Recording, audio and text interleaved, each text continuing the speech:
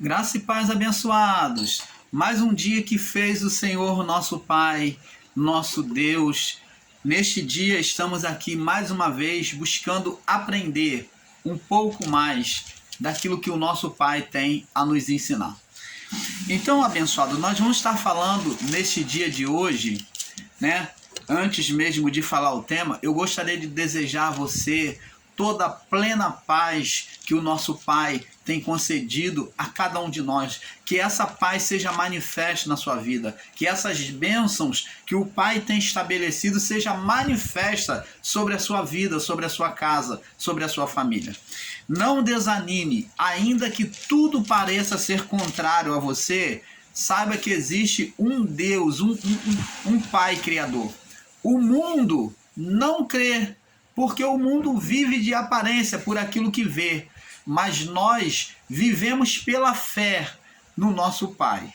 Então, porque Ele é Espírito, Ele se manifesta a nós de forma invisível, porque Ele não poderia se manifestar de forma como Ele é, porque nós, na nossa natureza decadente, não poderíamos suportar a sua manifestação, como o próprio Moisés pediu para ver a Deus, e Deus ainda, para guardar Moisés, falou: Moisés, se põe atrás daquela pedra.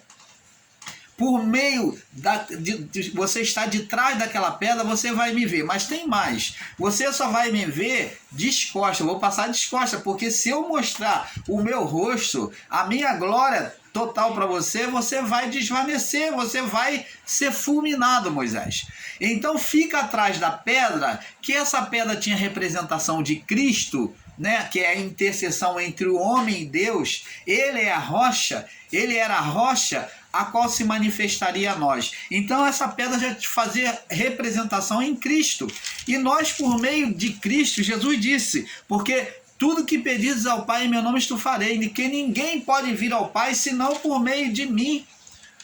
Então Jesus é a pedra que nos faz ver a Deus, ver a manifestação do Criador em nossa vida. É por meio dele que nós vemos a expressão, as manifestações do Pai. Então creia que Deus ele irá se manifestar na sua vida, meu irmão. Creia, ele está contigo, ainda que pareça impossível esse problema, ainda que você pareça estar sozinho. A palavra de Deus diz que o poder de Deus se aperfeiçoa é na nossa fraqueza. Quando nos sentimos fracos, sozinhos, é aí que Deus vem mostrar a sua grandeza. Para ele é mais fluente o seu poder diante das fraquezas humanas. Aonde o homem não está apoiado na sua vaidade, não está envaidecido em si mesmo, no seu saber, aonde o homem se torna totalmente contrito e dependente de Deus. É aí que o poder de Deus se aperfeiçoa, na nossa fraqueza, porque o impossível ao homem é possível a Deus. Então, amados, fique com essa palavra no seu coração, não desfaleça a sua fé, Ele está contigo. Assim como você vive, Ele vive em você.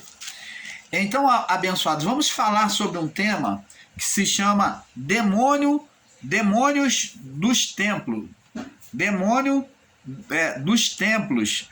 Vamos falar sobre os demônios dos templos. Vamos aqui estar falando. Vamos iniciar esse tema lá no livro de Lucas. Lucas capítulo 4. Diz aqui. Vamos ver aqui. Lucas capítulo 4. Vamos ler do verso 1 em diante. E Jesus, cheio do Espírito Santo, voltou ao Jordão e foi levado pelo Espírito ao deserto. E 40 dias foi tentado pelo diabo. Naquele dia não comeu coisa alguma. Terminado eles, finalmente teve fome. Então passou os 40 dias, então surgiu a fome. Jesus estava em jejum esse tempo todo. Mas somente a partir dos 40 dias que Jesus teve fome. Então já, quando completou os 40 dias, agora a fome se manifesta em Jesus, né? A fome extrema. E Jesus disse-lhe o diabo, o ser espiritual manifesto pela mente de Jesus, né? Na natureza humana. na mente de Jesus, falando: se tu és filho de Deus, diz essas pedras que se transformam em pão. Então ele está dizendo aqui para Jesus: se tu és filho de Deus, transforma essas pedras em pães. Então é uma proposta que ele fez para que Jesus viesse primeiro se sujeitar àquilo que ele falava, né? Condicionando Jesus a se sujeitar àquilo que ele pedia e se exaltar em si mesmo, na sua natureza divina. Verso 4. E Jesus lhe respondeu dizendo: está escrito, nem só de pão viverá o homem, mas de toda a palavra de Deus.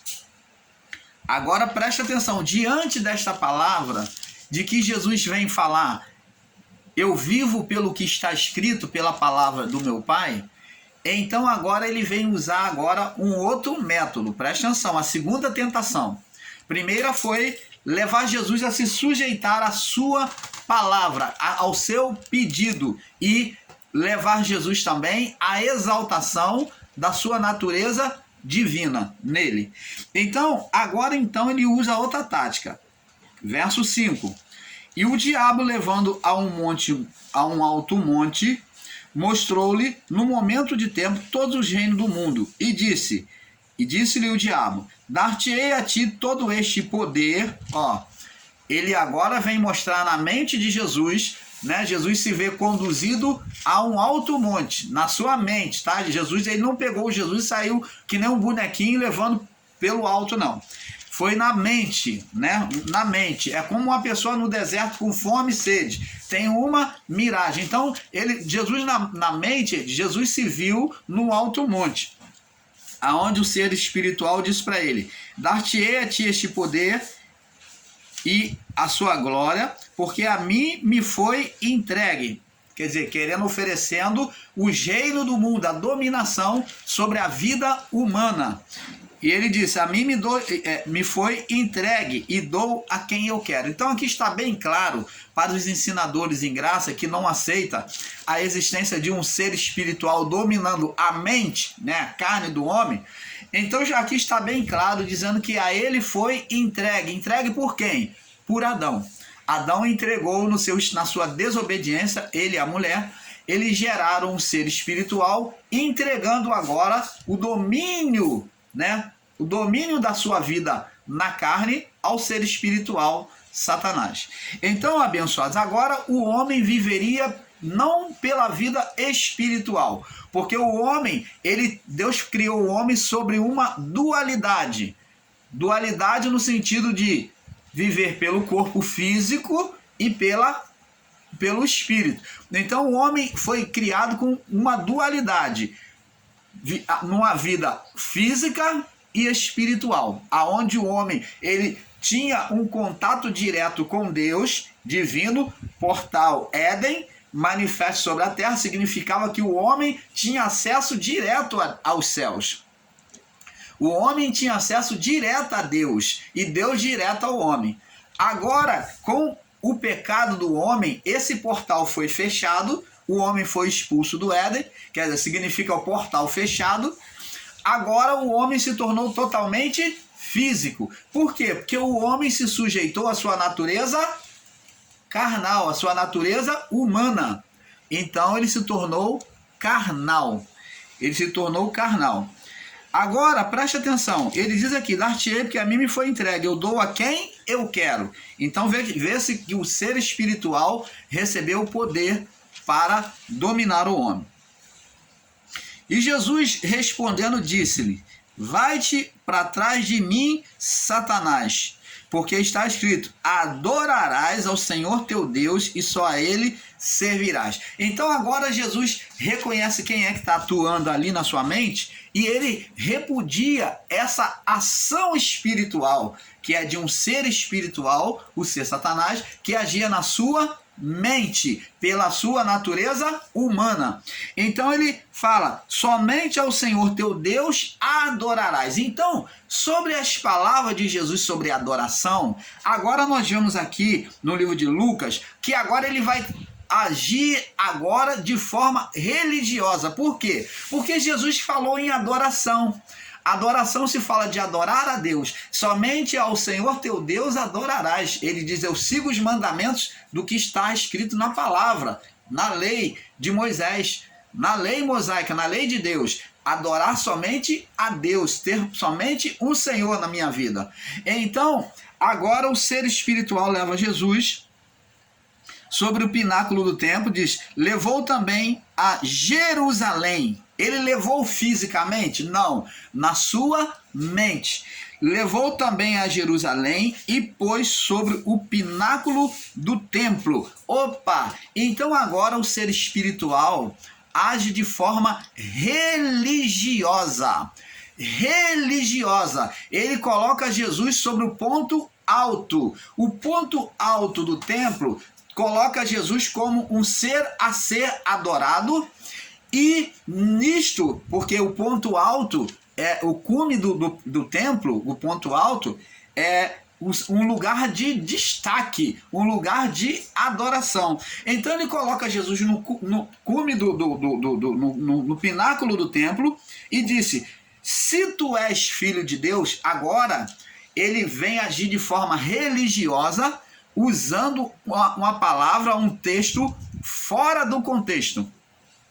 Ele vem usar um texto fora do contexto, dizendo, se tu és filho de Deus, lança-te daqui abaixo. Opa, cometa o suicídio.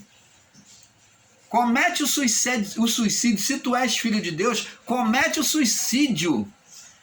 Aí vem agora o texto fora do contexto. Sobre qual palavra que ele diz isso? Para Jesus se suicidar. Porque está escrito, mandarás os teus anjos acerca de ti e eles vão guardar-te. Então, prova para você mesmo que esse Deus te livra. Se lança aí, porque esse seu Deus não vai permitir que você morra. Prova que você realmente é uma pessoa espiritual. Prova que você é espiritual. Texto fora do contexto. Aí ele usa aqui.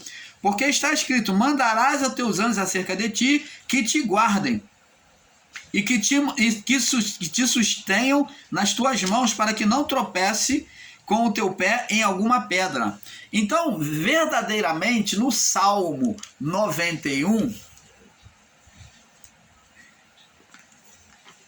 Salmo 91 vamos ver lá no livro de Salmos,